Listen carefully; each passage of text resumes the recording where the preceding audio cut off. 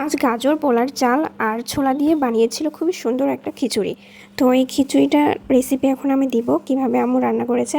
তো ফার্স্টে এখানে পোলার চাল, ডাল আর ছোলা নিয়ে নিয়েছে, আর এখানে কড়াইয়ে তেল দিয়ে দিয়েছে।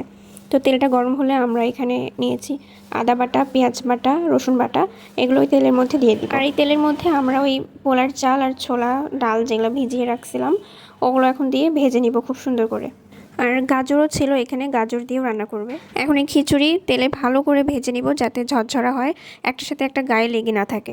কুচি করে কেটে রাখা গাজরটাও এখন এখানে দিয়ে দিবে। আর যে মশলাগুলো বেটে রেখেছিল সেগুলো এখন ওখানে দিয়ে দিচ্ছে। এখন গুঁড়া মশলা দিবে, মরিচের গুঁড়া, লবণ, হলুদের গুঁড়া, এগুলো দিয়ে এখন খুব ভালোভাবে মিশিয়ে নিবে। আর এটা দিল গরম মশলার গুঁড়া। এখন ভালো করে নাড়াচাড়া করে গরম পানি দিয়ে দেওয়া হবে এখানে। আম্মু রান্নার আগে গরম পানি করে রাখছিল, আর এই রান্নার মধ্যে নাকি গরম পানি দিলে বেশি ভালো লাগে। যেই রান্নায় করুন না কেন গরম পানিটা আগে দিলে নাকি ভালো লাগে।